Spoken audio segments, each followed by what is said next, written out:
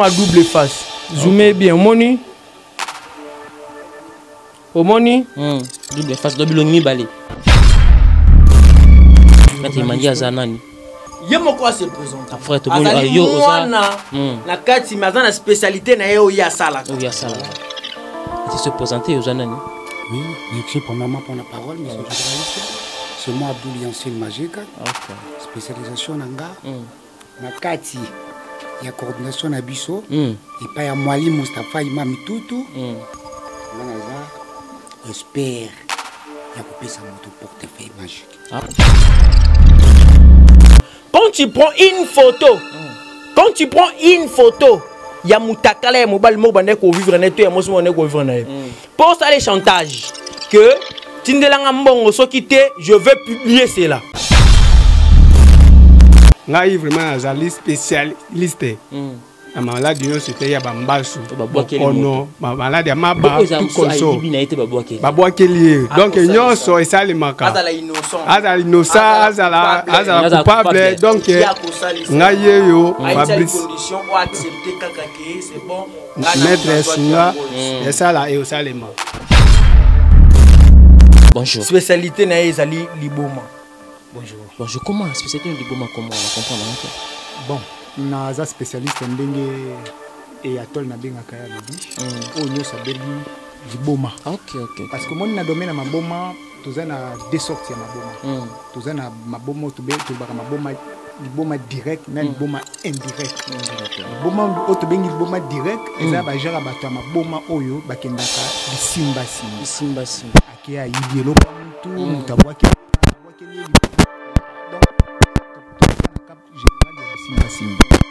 boma indi boma o to monde bangoli étoile bangoli sai place. OK. Yé spécialité na ezali ko kangela mutu mwasi. OK. Congo Victoria TV abiso moko tolanda tozua banuze. Congo Victoria TV ajibe kumalota le boss tolanda tozua banuze. Bana poto, bana kin, bana Luanda partout dans le monde. Congo Victoria TV abiso moko. Ya boss jibe kumaluta, le gouverneur.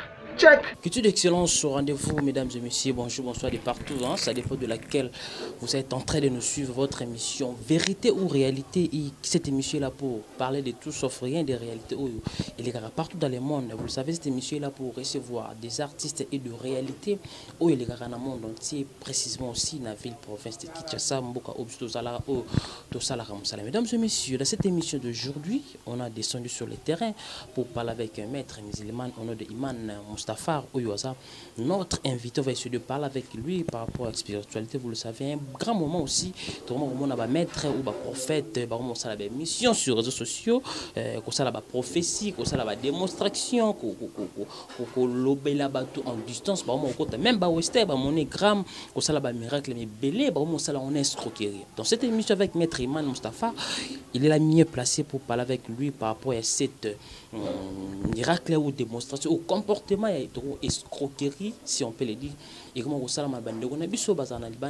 Europe, Amérique, États-Unis, problème et comment différence à l'appel bouillé et à promettre des miracles ou à stindelembon pour un service, mais mingi et zo il est la mieux placé après cette détail comment ce comportement et bango ba musulman ba traitement comment un miracle est possible parce que beaucoup de gens croient en un miracle mais lui a sa mieux placé au sa détail miracle est possible que mon un problème de solution est-ce que mon un bon va multiplier bon de tout le monde dans cette émission restez connectés sur Congo Victoire Télévision pour tout de suite dans cette émission. Laissez-moi me remercier notre équipe technique qui travaille vraiment au four et au moulin. Merci à vous qui sont le Presse TV pour l'excellence du travail sans oublier les profs Simbi machine à montage. Merci à vous notre boss le vrai le grand pétrolier dans la CJB Koumalou mais c'est très puissant mais merci et à tous mes partenaires qui me sont de partout Varas Abdallah le Tozawa Nakati Temple Oyo Toyo la vérité tout le monde autour monde par rapport au croire aussi la religion là-bas, on se évolue.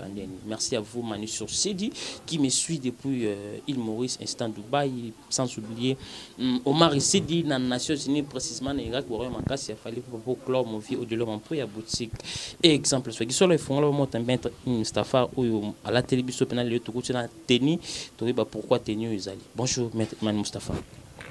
Bonjour, international amiral. Bonne santé, maître Emmanuel. Santé, c'est vraiment mal. Mon angolo en Zambie, zo tambola ndenge opena toyokana kina Nzambe abakoko. Bakoko na biso Abraham, Moïse, Jacob, Josué. Donc vraiment Nzambe azosala par rapport à santé c'est bon. Tant tangi bakombo na Abraham. Tout le monde peut dire que biso ndenge ya Bible. Bino ba musulman ndé boza na Bible na bino bo utiliser ka ça n'a rien à voir na bakombo otangi. Bateau na tangi on a baebi Biblia atteint. Mais comment fait-tu passer au Teba on a kati ya thème na yo? Te bata mokilinde ba sava mokili ba sava théologie. Bangonde bazwa bango bakoecha bango na Bible. Mais en réalité bango baebi Bible. Baza ba envoyé spécial ya Nzambe, aucun parmi eux était venu avec un livre au nom de la Bible. Moïse était venu à côté ba mushaf, c'est-à-dire ba rouleau. Ouais, bazaki na un livre Bible était. Jésus est un évangile. David est na psaume, tu vois. Mais psaume maintenant na ta Bible. Mais ça combo Bible était. La Bible vient du mot bibliothèque. Place où sangisi ba livre ya batou et belé. Voilà pourquoi et biso attaque spirituel bandi ba tresser biso chemin. Voilà. Le miracle goma kindoki. Ozolanda me batona basali ba miracle ndenge effectivement ba benga bango pe bandoki. Mais en réalité bazaka bandoki te ba otaki pa Nzambe. Voilà. C'est ça la spiritualité. Voilà, mesdames et messieurs, c'est lui, Iman Mustafa, qui est bel et bien notre invité spécial. On va essayer de parler avec lui par rapport à la spiritualité. Vraiment, restez toujours connectés. Moi, expose à la solide parce qu'aujourd'hui, je crois il y a un spectacle autour de la spiritualité parce que beaucoup de gens croient en un miracle. Si on peut le dire que bon, c'est possible aussi. Écoutez, maintenant, le vraiment, tous en clair par rapport il y a tout ça là qui est monsieur des gens qui miracle, bien on a la limite. Il y a miracle. Est-ce que c'est possible aussi et l'autre et l'autre échanger ça bon ils ont monté tel et se multiplier de l'autre c'est l'autre échanger comme l'autre est-ce que ça miracle que ça mais ça possible tout alors et c'est un montu à ça on a principe ni ba niveau ni ba constitution pour na et ça la mandé tout au carapé tout monde. OK, merci beaucoup international amiral wana ba benyango mu'jizatu taryir c'est-à-dire miracle ya ko changer et l'autre kolonga eloko na état na yango initial état na yango normal ko komisa yango na état mususu. Oui, c'est bien beau c'est la spiritualité. Mais problème c'est basé wapi. Pour cause à la papier pour ekomi mbongo. Cause à la boyeko pour ekomi mbongo. Mais mingi na zo bisao lelo ba maître spirituel ba komi ko luka ko koma ba maître ya ba démonstration. Auto mona ba katier basala. Ah ouais. Bo mona ba combat catch tu es bindeko et dingwe fongola mutu libongo donc ba tanga sali spectacle wana afo mutu libongo afo mutu pas envie bato yo ba yewana kota la catch bango tout ba problème na bango sili non même pas. OK et silité mutu be ba basole libongo wana yebe problème né et silité attention na ba problème mais edingo l'a fait juste pour na alia mbongo c'est-à-dire il a la spiritualité de faire la miracle. Kaka miracle. Kaka miracle. Bon, pour net monsieur Edingo. Edingo il a le pouvoir de faire un spectacle. Là je vous dis ça. Si je comprends bien la spiritualité, ils appellent une particularité. Oui. OK. Je suis clair.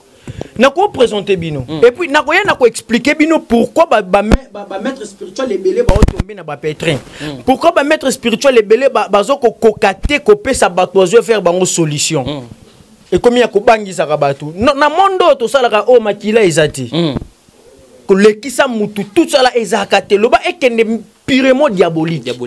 Voire même que là, tu es en lati boya des gens en bas. Parce que oui,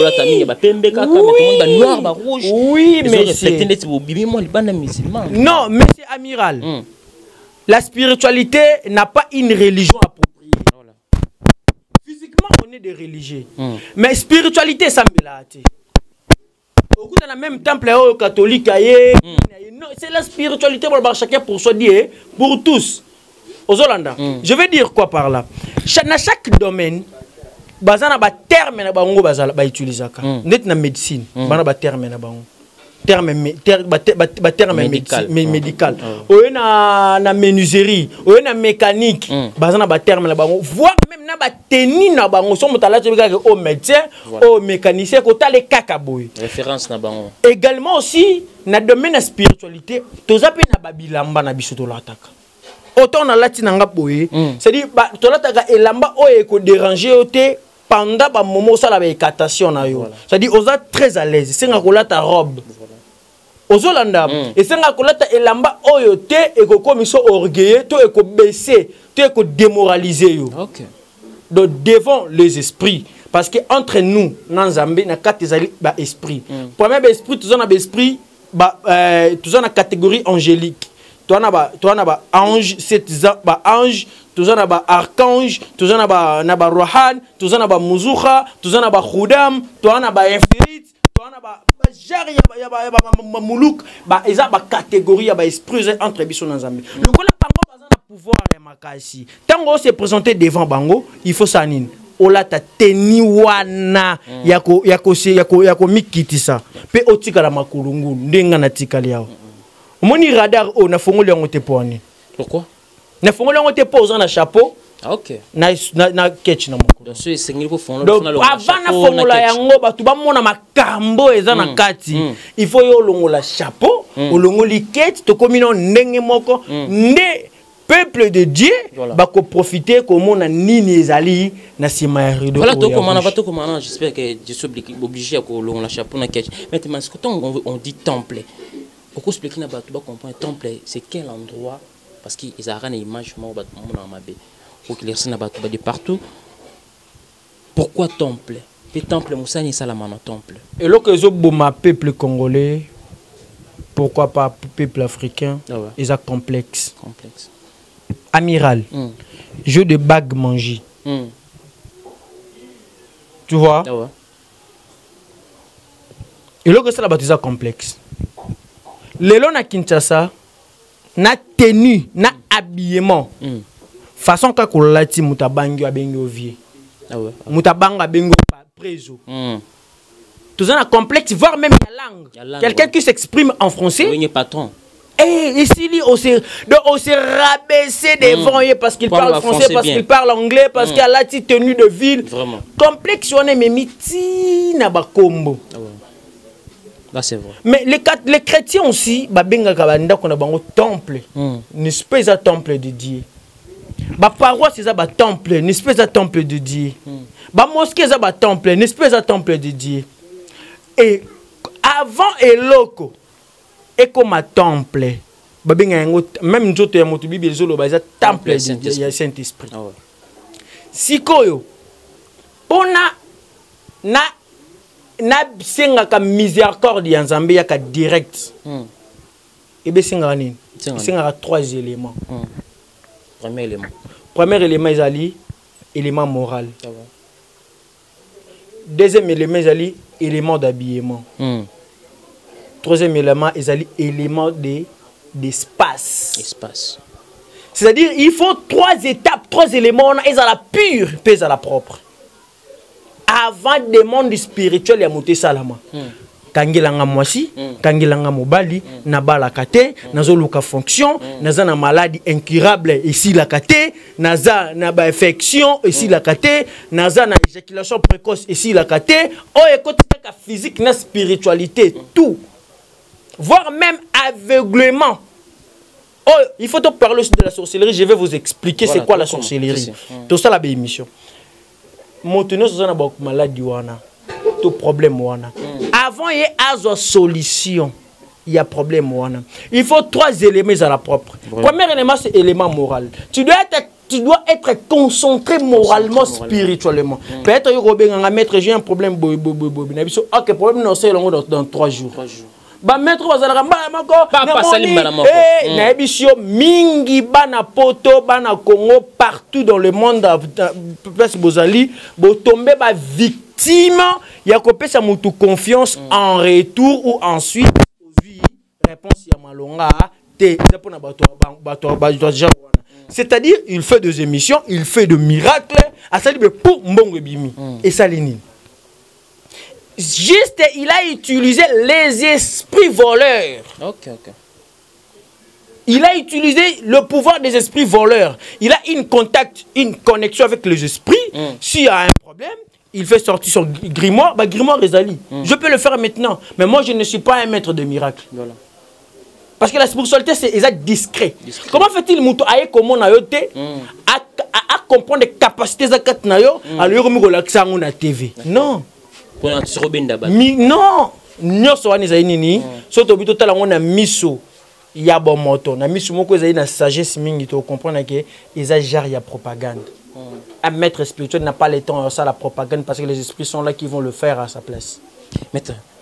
Deuxièmement, pardon, occupe ça la fille là. Deuxièmement, ça élément est tenu. Élément d'habillement. Tu dois s'habiller et ça la propre et bien bonne la salité. Salité, il y a propriété physique. Voilà. Parce que la physique a une influence dans le monde spirituel. La spiritualité aussi a une influence dans le monde physique. Je vous dis sincèrement, je vais expliquer le parfum, je vais expliquer des jours, des couleurs. Oh, mon tout ce qui a respecté le principe, il n'aura plus de problème spirituel dans sa vie. Je vous dis sincèrement. Et troisième étape, il y a espace. Ah, oh, c'est un d'accord. Ah, t'es. Place on a comme ça au temple. Mais avant, il y a comme un temple de Fonasani. Nabimi si nyon soye ils ont représenté. Ils ont comme ça au ndak bako fanda. Voilà. Nabimi si on physiquement, nabimi si ango. Kaka physiquement, na latisi ango ba rideau. Barafia. C'est-à-dire, il y a reconnaissance, il y a pouvoir, il y a pouvoir, il y a ancêtre. La spiritualité, il y a un dessin. Voilà. Mais la spiritualité, ils ont reconnaître pouvoir ancêtre. Pour y avoir des autres répondre jusqu'au jour d'aujourd'hui. Et puis, on a quatre. On a ça la éco beauté. Voilà. On a koibate. On a kofingate. On a koinamutute. On a kocholate. Nakobomate, nakoyena masangate, libanda c'est ta vie. C'est-à-dire au rendre place où on a pire, les soumous sont la makate, sauf que les gens viennent là-bas juste pour leurs problèmes spirituels et puis dès qu'il a une solution abimi. On rappelle abimi na kangi yango. Si je vais prendre une bouteille, na kena coin. Si je vais chercher une alliance pour ça, moi si na kena coin. Ceux qui n'ont pas ah obitu mambu tout ya salité na sala ngo Liban. Une des places où on attend on rentre en pur, propre devant Dieu, automatiquement ça devient un temple. Voilà mesdames et messieurs, les yeux qui comment mettre Iman a fait une explication par rapport au temple. Il est bien parlé pour récupérer ça de la précision. On doit comprendre comment c'est quoi le temple. Maintenant tout le monde en bata poto. Continue là bande on a bino bambongo par rapport à aide nsuko kanga basi mosa alinga emingi ono sokoloba mosa ayoka asalela on ko expliquer mosa net ndenge nini pe mosa la mani oui mais sous ça même pas problème j'ai rencontré aussi un garçon azana poto ba fille ba comment ko zo ba photo na bango ba désert peut-être en état aza bolumbu basi ebele il y a des gens qui servent bazo servir Satan sans les savoir. Quand tu prends une photo quand tu prends une photo, il y a Moutakala et Mobile Mobane qui vivent en été et moi je vivre en été. Pour ça les chantages que Tindelanga Mbongo so quitté, je veux publier cela. Comprends-moi. Pour Satan afanda na mokili makasi. Et bezanin, c'est la nudité. Vraiment. Satan azali ko inspiré voir même ba couturier ba façon ya kolatisa mwasi. Voilà. Et ça n'est le côté Satan envie kana mokili ko leka nudité mutakala ya moto. Ya moto. Sikawa. Pourquoi Satan lingango? Pour que nanzela ya mutakala moto azalaka akwa résister te. Voilà. Tout homme est faible devant la femme. Maintenant, on a propagé Moutakala na kati ya mokili, bato s'intéresser na yango et puis na pornographie qui est makasi et ko banope ça bato toujours envie et kobo et kokola et par là bana les enfants illégal tokozwa ba mariage illégal ya gato fanda tozobana et puis bondumba to ya bondumbe ko sanini et ko mata Satan a fouli mon pepela na mokili et ba jeune fille wana bazo sala buzo ba wana ba comprendre que bazo servir Satan sans le savoir. C'est à eux baser la résultat na bango avant leur mort ou après leur mort parce que après la mort il y a un jugement qui nous attend. Il y a tant de gens qui vont étonner, qui vont s'étonner de ce que je parle.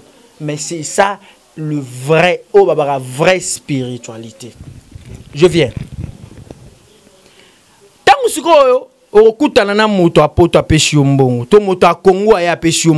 les problèmes.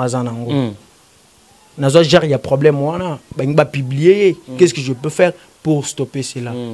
Je le fais, la fille, avec Baba Ima Joana, a bon sang on a téléphone. Et limoye a tilelo ce monsieur, bon je peux pas autant citer comme on a Azali Azofan en France, Azali wana, Azali écoute fille en terrasse.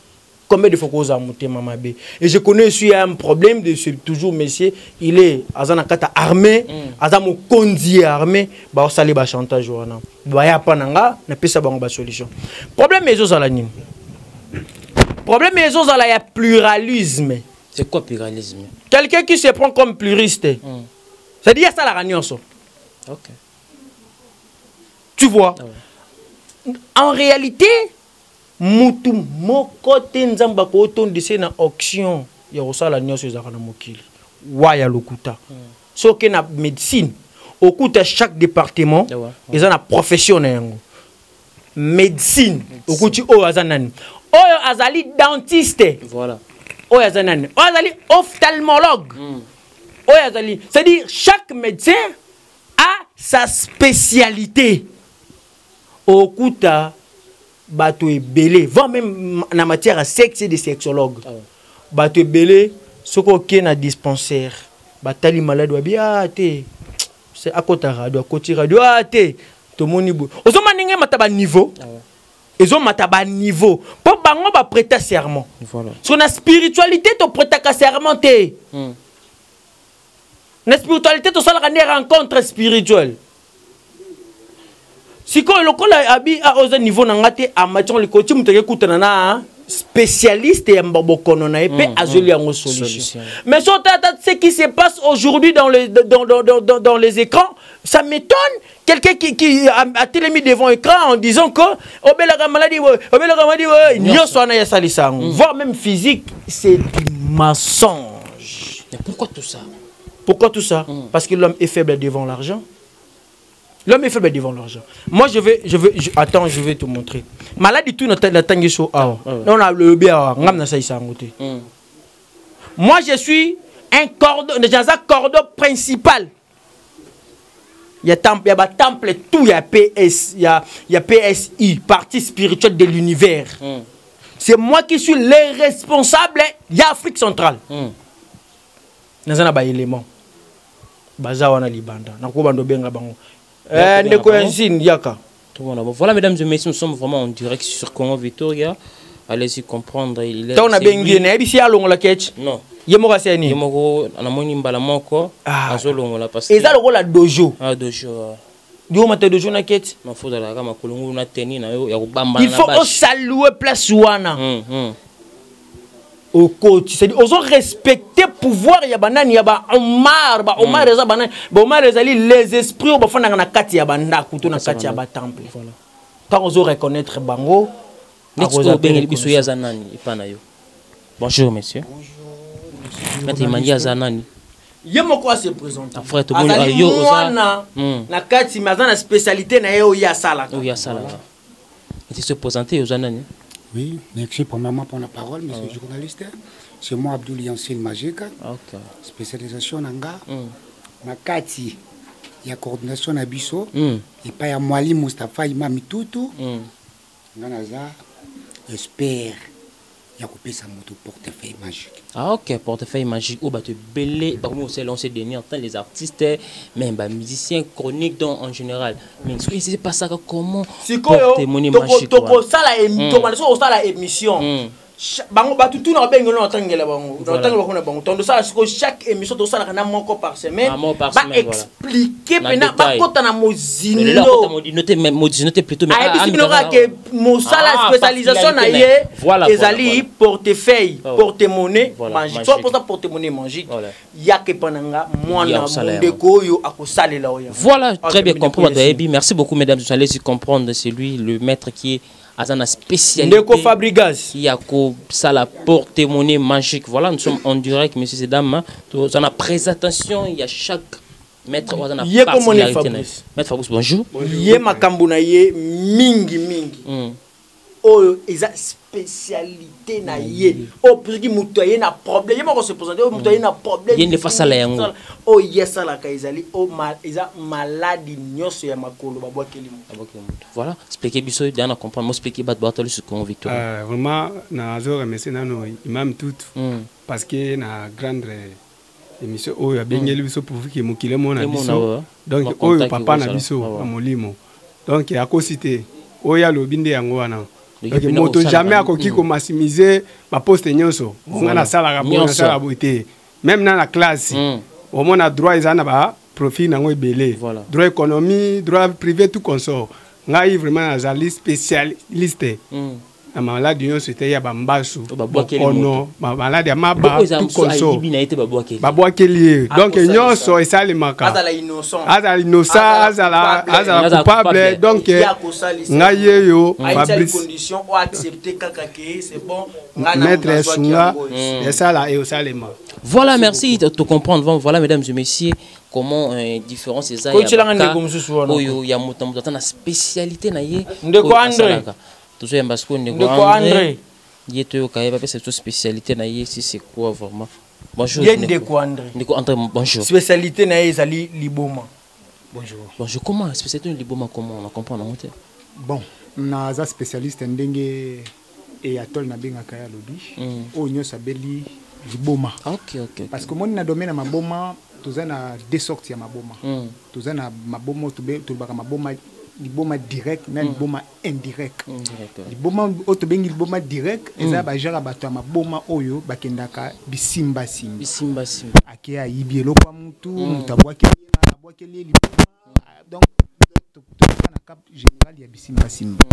Ba maboma indirect eza ba jara ba maboma oyo to mona ba famille. Ba etize ba ngoli ora na ye ba ngoli étoile na ye ba ngoli sagesse na ye ba ngoli esprit na ye en place. Donc azo sala makambu mes excuses azo sala makambu bozo la héritage boy ya papa na yo ni tout ça là ba bébisio otika la bon va bénéficier. Beaucoup passer par canal et Atol a coupé sa ordre tout que nous travail. Voilà, merci beaucoup, très bien compris. Voilà mesdames et messieurs, allez comprendre comment tout le monde a une différence toujours, il y a spécialité à chacun de l'autre na service au basalaga. OK.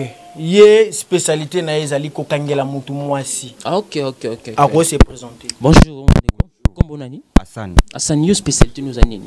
Nga spécialité na ezali au moins que mutabali mwasi après avoir mwasi wana akimiye parce qu'il y a pas mutabali misambo c'est qu'il faut alinga mwasi wana omuna mbala moko bulingwana ekatani mais surtout oui awa atave puis directeur ce qui kambo ezali aussi comme on a ta temple yeba obligatoire de la solution juste kama kambo ezali ya bulingwana kimi mobali oya kimi mwasi papa oya bazo bana bazo linga ete bana o papa na bango bazo linga bango te surtout wana mingi na ba papa polygame mana bota na bati ya liboso bana mibale bazo linga ete boy pona ni tout ça là so ba posa ko cohésion to cohabitation pacifique na kata famille c'est ce monsieur qui va le faire. Non sous question ka moko est-ce que ça ka ba oyo babali bango bo ça to na bato baza kango surtout même fiancé surtout voilà. OK, je comprends. Ba copine et copain et awa tout ça la primordial les amis pour la vie. Oh yo lingi vraiment ça na. Sincèrement. Pour ça ça bon il faut linga bingo bon ça pour linga pour gérer ma salaire. Merci. Voilà mesdames et messieurs donc c'est 4 personnes. Oh yo apprécie une particularité na yé 5e personne. Baza ebelé. Baza ebelé. Oh sur 5e personne voilà après ça biso particularité na yé to yeba comment yé rôle né za la nini. Nyoso wana ça dit à quoi? Nyoso wana ezali po bato balingi kowelela pe ko sala miracle genre ya publicité. Voilà. Et puis moto alinga komona bongo te ako croire nango directement. Ni na kolinga sala. Vraiment. Ako ndima. Ako ya pa ya moto nga pesi mbongo moto ana tali ngata mususu bokolo nanga spécialité nanga na likaso na sangisi pou et sali boy. Mais problème on ba memeli ngai, j'ai l'incapacité à kosala au lieu à luka supérieur. Toi comme tout ça zumbongo aller na poche a komi ko bini sa maladie. Voilà maître vraiment tout moni présentation tout et c'est possible partout partout. Tous ceux qui ont un bac magique, tout le monde a bac qui a mis balai à nous, on a un rouge défense, nous groupé ça bateau, est-ce que ça a bac qui a stéma, tout bac qui a un loco, il y a 4 prières. Au Yolati. Tous en a déjà ya bag, tous en a bag, au Youtara. Je m'excuse, et pas na bango moro ba esprit. Puis tous en a bag, au ba somba na mokili, c'est une pour activer en voilà quoi. Bag mingi et jouaka rôle. Il y a domination. Ah ok. Ngai pena pour la domination, la spécialité dans les domination, il y a problème. Il y a problème, il y a comme une moto. Tout même ba image na téléphone eli mwaka. Donc c'est ça il y a on est spécialité dans numéro 00 allez, monsieur Swanetikali batunde basala kayango et puis à part wana et logo na basé la makasi. On a 3 bases, c'est la sorcellerie. Bana bandoki, Tomikolo bandoki, on a coup de senga bango. Pour le lot, bana bazo traîner dans nzela, ba le kumba fazer, juste pour ça. Papa kufa, maman kufa, atikale pa bandeko, pasteur aye po abiki pour na zombon on fona beta diabo, a diaboliser mon nandoki, a se retrouver na balabala. Donc voilà quand on a la sorcellerie ba ki mangote et autres déranger voir ba famille na kata Europe. Obi domination sorcellerie nani les sous quellement. Et domination sorcellerie. Troisième base na ngai na salaka ezali ba orientation spirituelle. C'est-à-dire ko boko la aura. C'est-à-dire que beaucoup la étoile spirituelle ya moto. Rosala amateur, Rosala yebina une spiritualité bien té. Oye, je vais t'orienter. Na beaucoup de étoile wana lobi po comme le kola baninga. Juste faire évoluer ton étoile et puis tu deviens maître. Ndaza ka tout monde na binga bazana ba temple na wa. Ba sala ba misala na ba. Mais awa izane direction générale. Voilà mais tout comme appelle sika o pena tout monde makambo ndeti na si ato mona o izaneti rôle na uzanini tuzomona nzunga rouge bouger likolo tuzomona basana mbele enveloppe na se tuzomona sani msuza wana zana bilamba moko encerclé tuzomona ce ça parfum almet na bo moza lokola comment on appelle un triangle tuzomona chassa. Je vais vous expliquer loko na loko. Voilà. Je vais expliquer moko. Oh caméra Isoloi pyramide dans la carte voilà. C'est quoi la carte à temple? Il y a science humanitaire. Il y a pyramide. Oyo rôle na ezali nini? Rôle na ezali message. À ce moment-là, il y a des gens on a posé un problème et le côté. Alika ayeba et là comment que ça caché. Peu importe genre et là que ça caché. C'est la pyramide de ça. Via mutu, via batu, via mboka, via lupango, via société, via vie oh tout ligne ba mais lupango qu'est-ce qu'il va pas dans lupango depuis le côté dans lupango on a depuis le côté dans lupango ba problème maladie ni qu'est-ce qui ne va pas avec moi oza pour ça il y a un message il y a ça la reloté il a juste un message. Est-ce que c'est important de faire le cap car ayeba nini oyo ils ont dérangé tout monde moto ayeba. Mais c'est très important. Il y a tant de gens aujourd'hui, bah vina bango et baby juste pour la négligence et la spiritualité. Vraiment.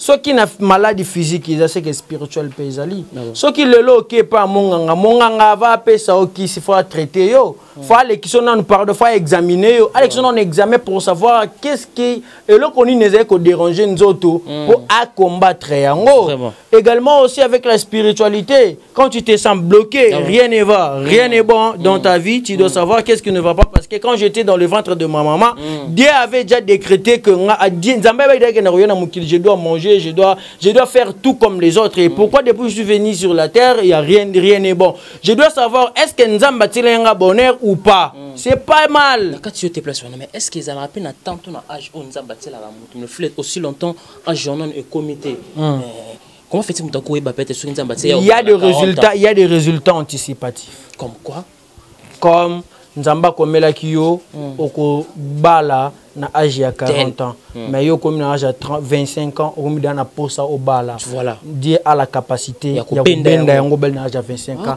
il y a aucune répercussion après il y a aucun retour après parce que même Kobonga, on a na 100 ans, on a riche il y a 80, 60 ans, 50 ans, on a riche, mais à âge il y a 25 ans, 30 ans, on a comment tout est possible parce que Al-Katibul Qadari Fahu Allah, mon commis destin est Aline Nzambe.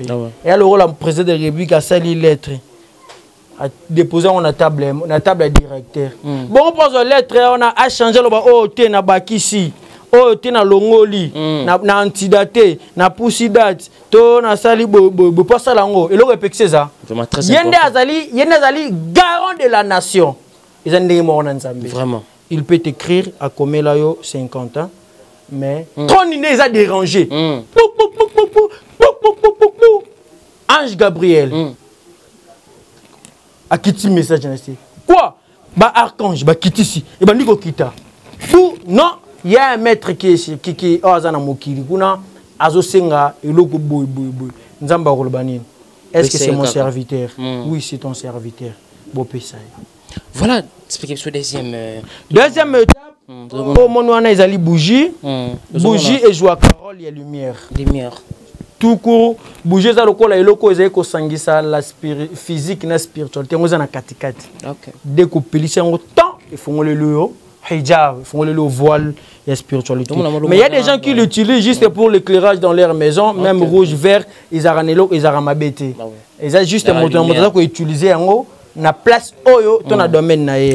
Encore parfum, ils ont mafuta, tu vois. Parfum oyo, ils ont des commentateurs au la délivrance moka moto liboma.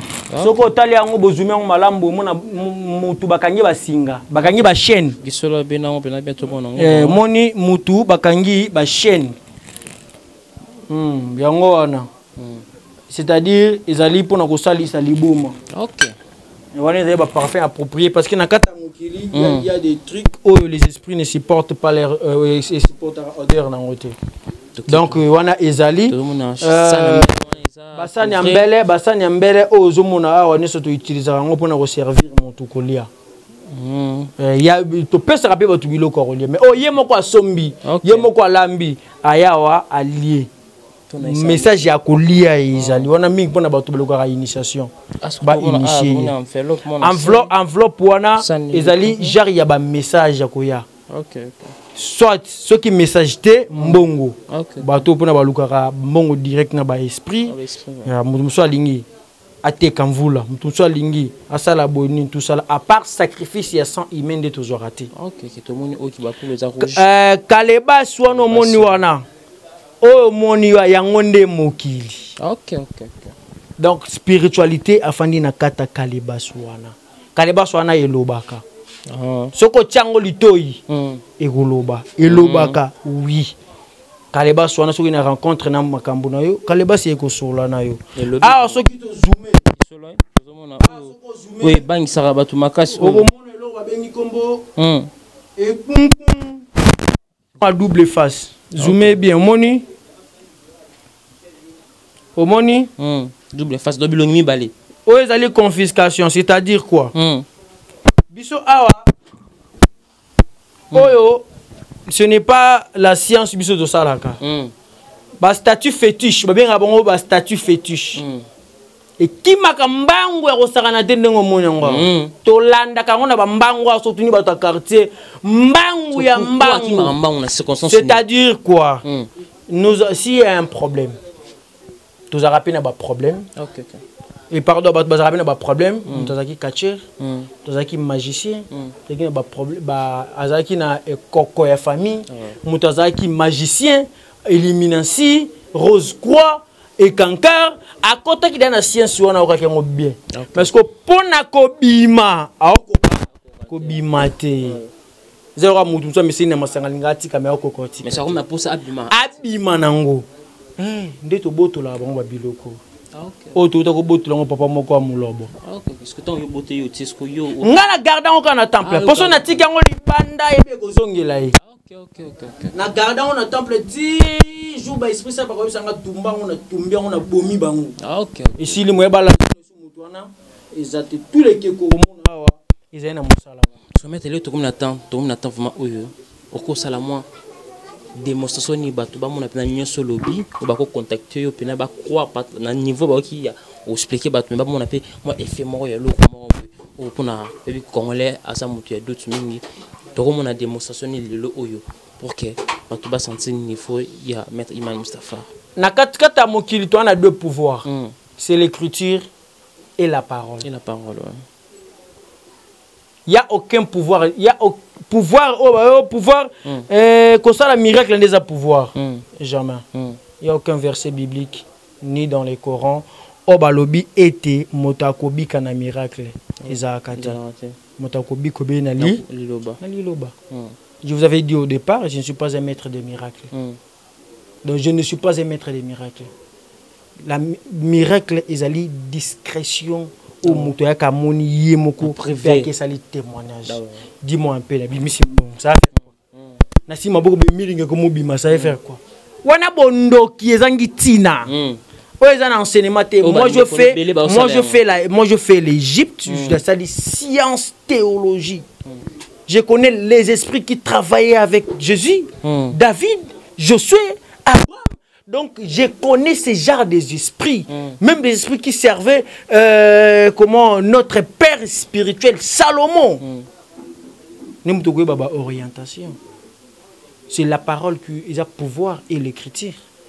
So bisingana koma na koma na pesi muta tangi muta biki so bisingana loba na ko loba na utiliser pouvoir mo be muta biki mais bata kala bazala ki na ngo mais lelo ba pasteur ba diaboliser ngo koma kindoki Kinshasa ekaliza Kinshasa la belle lelo koma Kinshasa poubelle parce que ba papa ba koko ba yaye ba koko bana ko ton kokomba ba balabala chaque tongo akomba ngo atumbi moto na 5h ba bete bango ba diabo ba banga na va venir comme salité kaliza qui passe camarade à la lanzala tout ça qui na ba jelibata yo akelia wa ikolia ba pasteur be batie ba kal na katikati kindo kiso kelia kuna na tu ba tangisa bino bo pimi ba dans sa biso bo pimi bo garder bo lire na cadence bo garder mbobo ki tshela ba mabunja ba ba sanini ba s'enrichir mais même pasteur ngo ils viennent ici chercher les miracles. Voilà, mesdames et messieurs, les yeux comprennent celui maître Iman Moustapha. Il était là bien notre invité spécial automatiquement partagé par rapport à la spiritualité. Mais il faut continuellement politique, moi 2 ou 3 questions parce qu'il est parmi deux personnes où il va travailler un peu aussi. Il y a l'autre fois, il y a IDPS, si je ne me trompe pas. Oui, IDPS, Hachim, alliance des Tshisekidistes musulmans. Voilà, mais le chef de l'État a occupé 3 jours. Il y a Villemont par rapport à l'Iwa, il y a posé en Tanzanie. Des jours, beaucoup de peuples congolais se plaignent de difficultés. Le président ça n'a rien à voir dans la population. Un mot par rapport à ça aussi. Maintenant, je réponds en tant que prédicateur de la nation. Voilà. Je ne vais pas montrer sa partie privée. Voilà. Je suis au milieu. Premièrement, président a 50%. Pourquoi? Parce que ce monsieur, c'est un monsieur qui a félicité le président. Parce que le coronavirus, c'est une chose créée par le blanc. Et puis, vu que les blancs se prennent comme des super-hommes, mon africain est sous-homme, tu sais que bango. Le corona est frappé qui bango moko. Ndé, kaka bango wana. Babi, nous devons imposer les dirigeants africains, déclarer peine à bamboka na bango corona ezali. Pour que une pandémie on a ezui mokili mobimba. Mina babandi ko kota na ba pays africains, ba pays belé bandima kimbonga OMS. Mais le président en question a le dit je ne peux pas tromper mon peuple parce que j'avais na sala qui déjà j'avais prêté serment devant le Coran parce que eux là-bas ba prêter serment dans le Coran. Ba prêter na prêter qui serment dans le Coran, ba prêter serment bongo a boya ki ko trahir peuple naé albaki e pa naé 0,0% ya corona na mboka naé vika ka telemele mindeli to yebi mindeli so telemeli ni na wiza kana retour président salaki bien nga ati bon pour ko reconnaître pouvoir wana et puis deuxièmement tant abane ko pesa message wana place président a tamboli vraiment dans les mémiaté na ezaka président linga ka entourage ne bisako mabena yo moi je vous soutiens mais au sali message bandeliti souka ni un mot na est mboka na biso comment ils ont bazo kufa matin midi soir densité d'un pays ils ont pouvoir ya pays wana aujourd'hui la Chine est puissante parce qu'ils sont nombreux baza est belé na kata mokili. Mais densité biso e Congo bandi ko dépeuplé bandi ko kita bazo kufa ka matin midi soir en tant que président juste un mot parce que je souhaitais mokta kufi bongo ba mboka nous propre ba o bazo kufa ni nango kokoloba pour ko soulager à ta peuple na yo ni un mot et ça linga passi très mal ça fait ça linga passi makasi il aurait fallu abandonner na bato este après abandonner bato este ba accident tout ko sala mami tout ke pays bato na banzela ba mbudi kuna ba famille wana ba condoléances na ba famille wana et pas pesi condoléances na famille présidentielle Léonine wana a pas déclaré ni 3 jours mais au déclaré 3 jours sur base à quoi le pays va mal vraiment le pays va mal très mal il y a des gens qui cherchent qui balia kana mai il y a 50 francs par jour et alors ba benga bango auto 10 jours au bon moment d'ako 3 jours ils a quoi neza ko boko la kimoyibi vraiment 3 jours nanda ko tekite alite ya sali logote nzana libumu nanda ko tike logote à côté na place ko escroquer osani il va escroquer donc voilà on a quoi na président de la République Mbalasima ay ba linkani ya kubungisa maintenant deuxième question pour toi chitenayo obi pasteur Charles Ellis naibi ete na yo kakaye atotika biso corne bimilelo tomoni mo basala nzambe différentes religions et bakibangiste kota ba musulman ndi on a trouvé aucun serviteur de Dieu na part na bino représenter les fils que bino religion na bino naza makona nzela na okende après mission na okende après mission na okende ko rendre ndeko na Denilis visite oui malgré famille ici et jouer vraiment la faiblicité intellectuelle ya ba congolais enfin bon de nzambenda pesa ki nzambenda azwaki ba condoléances na famille ici mobimba na koyebisa peuple congolais fongolaka misu